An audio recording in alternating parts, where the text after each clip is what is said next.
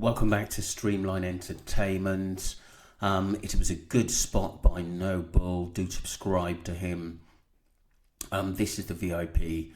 I went down. It was funny because one of the videos at the NRG festivals, it did sound like a Scottish guy arguing basically with one of Jay's parties in the NRG festival. So, I mean, a watch theory, looking at it, it could be true. There could be a lot more to it than actual meets the eye. But the problem I've got is, why was Jay basically taken away? Because what we got to understand is, yes, I've listened to basically Crime 1111, and she's absolutely brilliant. But like I said, all we're doing is basically saying what we think. It's just a narrative we're going down there. Nothing's really proven. Yes, we've got new articles that there was a fight outside the club. I did found them some months ago, so I believe it should be true. But my point is actually proving it now. And like I said, it is just a narrative. There could be a lot of truth in it, but like I said, we haven't got definite proof on it. And I do respect all the people who are going out there wanting justice for Jay Slater. But what we have to understand is that nobody's been arrested. These people are still out there. Lucy's still going to festivals. Brad, I would imagine, thinking that nothing else is going to be done about it. Also, Brandon is probably moving about. He's said to be going to Egypt. Abe and Rocky are moving around the UK and abroad as well. Abe was said to be in Ireland and other places as well over the last few months. So these people are still sitting there comfortable. Yes, we are trying to get justice for Jay Slater, but I'm one that has to stay with reality. Like I said, again, we've had no arrests. These people are still walking around as though they've got away with it, and we're just as far in this case as we was at the start. Yes, we've opened a lot of doors and a lot of avenues, but sometimes we just got to see things in black and white at the end of the day. Yes, so many of us YouTubers and sleuths have put a lot into this case at the end of the day, but we've got narratives. We've got some eyewitnesses who actually give us credible information in the club where Jay was seen between 12 and just after 12:30, dancing away, which was good. And Lucy said she left the club between 1:30 and 2:00, and obviously Crime 1111 said that was the time, basically just after something kicked off outside the club, and it could have been about the watch. I'm just going to have a quick look at this video anyway.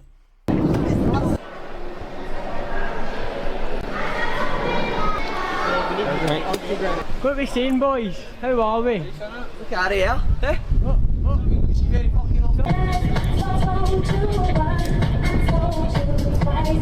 The boys arrived at the Hard Rock Hotel.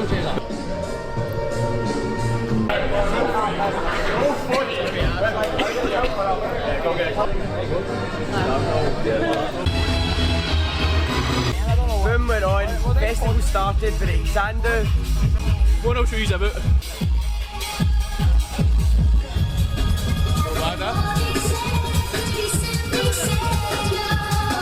Been here at MLG Kennedy. One, great sponsored. Love it. Well, here we Zach. Come on, let's go, Festival baby. day one. Excited for your set? Oh mate, no Scotland, no party, No baby. Scotland, no party. Let's What get night it. is it? Belly and Yeah. jet.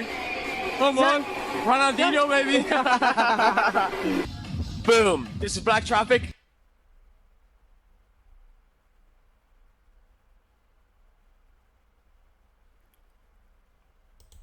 Yeah, and said that these were the VIP, but like I said, I still don't think at the end of the day, I think a watch was stolen. I do think that, but who reported it missing? We don't know. Someone says amazing find, well done. This does make sense. Security are being paid by the event. I'm not going to say F all. Spotted that loads have watches. Scottish lads. That Xanadu that hosts the first night Friday with Horse Girl heading along with Stretch is also hosted NRG again on Saturday after the pool party at the Hard Rock Beach Club with different DJs. Black Traffic played alongside I Hate Models at Papagayos. Are we not sure they weren't in the circle around Jay on the night of? Well done, Bull. That's a connection Mamadi will be interested in. Yes, I agree. But obviously the problem you've got is actually proving it. True Finder goes, you got it. Exact Voice, was any of Jay's group staying here? Boom. Is this one of the DJs at the NRG? It makes me wonder, has someone reached out to these guys and say, did a watch actually go missing from them, from that party? This would be interesting to know in this, but it's amazing that no one's come out and said, look, a watch was stolen, but it was recovered. And it makes you wonder, suspiciously, why the police didn't actually mention more about it.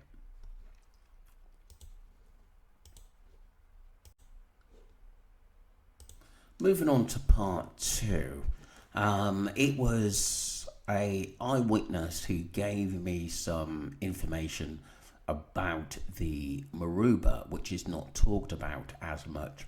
And generally, this is for people who are quite new to the case or wanting some more information about the maruba boat. I did cover it a hell of a lot some months ago. And basically, Joseph Morris did use some of my the eyewitness account on it, which obviously I don't mind because, like I said, he also wants justice for Jay Slater as well. Let's just get into it. This is important. So they could have brought Jay through a tunnel to this location and be brought out to the ocean by the boat. And on the same day as Jay went missing, the boat landed in La Palma up here for a few days. Then it made its way to La Gomera for another few days. And get this, on the same day it was reported Jay's mom, Debbie, withdrew funds from her GoFundMe on June 27th. The boat made its way back to Tenerife. The insider reveals that on this remote beach in Tenerife that had webcams of the water, the boat met up with another boat during the night to potentially plant Jay's body at the bottom of the cliff. So did Debbie work out some sort of deal with the people on this boat that had her son? It was joined during the night. Couldn't see as it was pitch black, but I know it was alone when the sun went down, and by morning another vessel was there with it. Wow. Wow. That was myself doing a report from an eyewitness.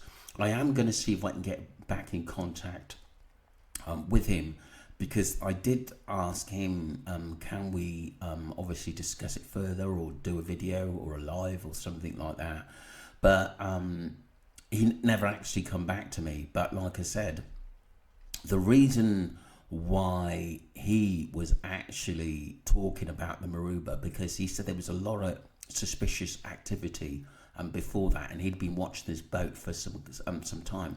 I'm wondering whether he knew the owner had died, but people were using it illegally. It makes you wonder, doesn't it? Could it be unrelated? But this beach is very secluded, so was just very strange as they set off with just maybe an hour between them. Yeah, so did another boat plant Jay's body? Because it was revealed that Jay's body was accessible by the beach at the bottom of the ravine, and searchers could have taken a boat to reach the location of Jay's body. The Belgian boat Maruba then made its way back to Morocco and hasn't been seen in 70 days. The Daily Mail published an article about the boat after social media sleuths began to raise red flags over the boat's suspicious route. and the authorities did do a search of the boat, but the police in Tenerife work hand in hand with the criminal underworld. So, much like the Airbnb Jay was last seen at, the boat wasn't forensically examined. It's alleged that this boat specifically might be sort of like a pirate ship that deals substances from Morocco around the islands just west of Africa and Portugal. Because midway through the route, it actually changed vessels, but kept the same registration, and sleuths allege this is because the boat wants to remain undetected, so it's changing the way it looks. So chilling. Unbelievable. Unbelievable, the sophistication of this operation. We knew, because there were actually people coming out and say, look, the people who own the Maruba, a franchise or something, had said that they don't want anything to do. It's nothing to do with them, and there's nothing dodgy about that boat. But I'm pretty sure there was 2 boats involved in this. I guess the massive question that everybody's asking, why was this operation of Jay Slater so sophisticated? And I think there were a lot of serious UK drugs dealers who, if Jay was still alive and talked to the police, I think a lot of people, I think, would have been bought in. And this is what makes me think, yes, a watch may be involved, like 1111 was talking about.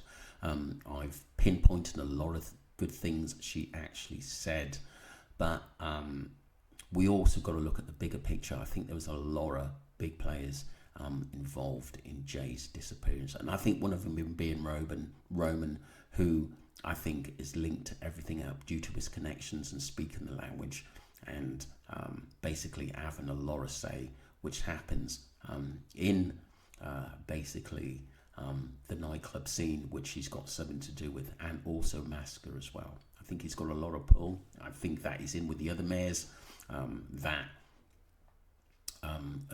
have got some power there. The councils, the police, I think they're all in on everything. I am going to try to dig out the guy who actually sent me this information, because he was an eyewitness to the Maruba, and he said in his message that he was actually watching the boat for a long time. I got a funny feeling, like I said, he knew the owners and realised that other things were going on.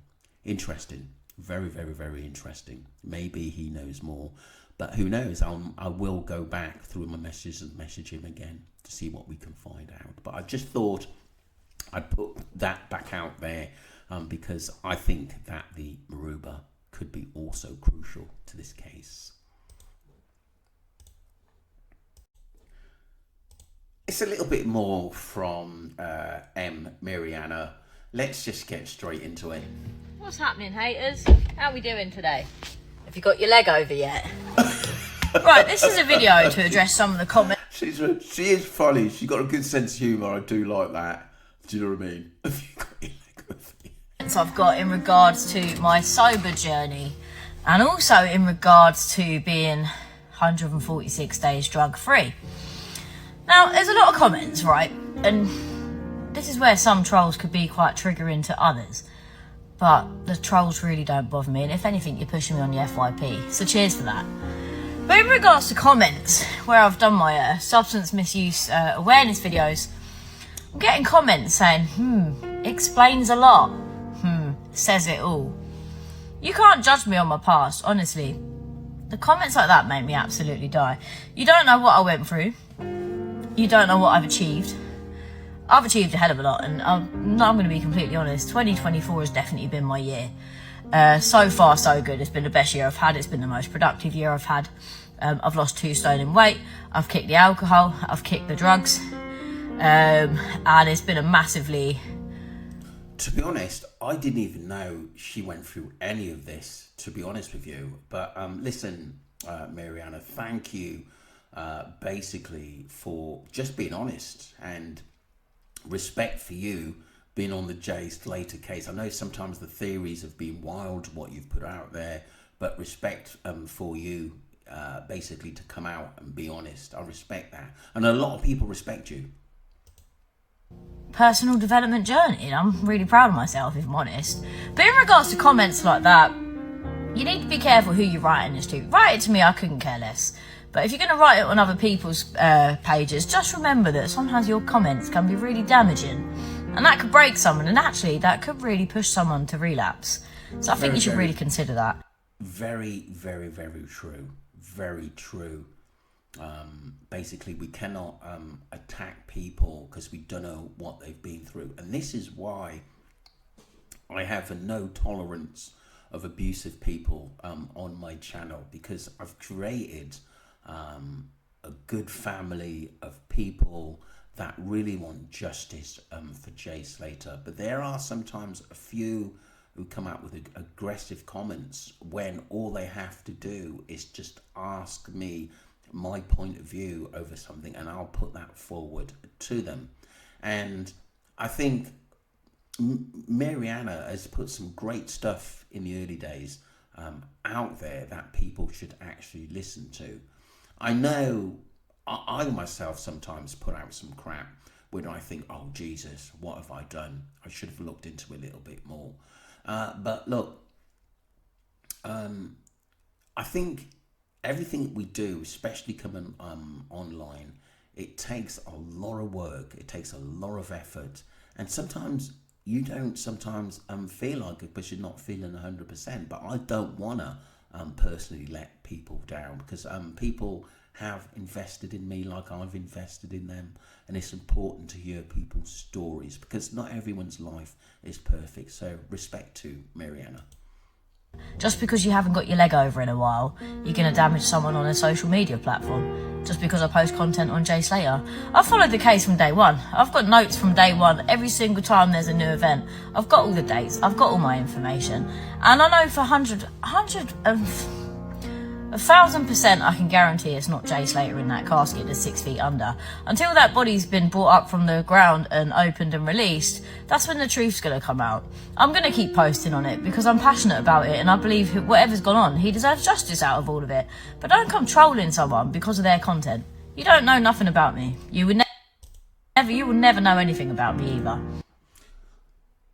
Good stuff. I mean, sometimes you have to protect yourself to all the trolls that say bad things about her.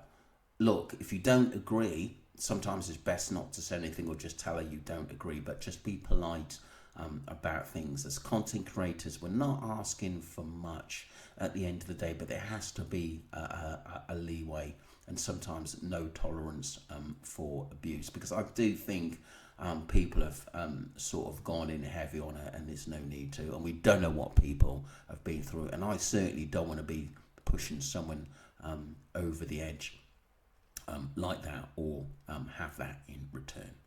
Don't forget to subscribe to Streamlight Entertainment and follow the channel. Thank you very much.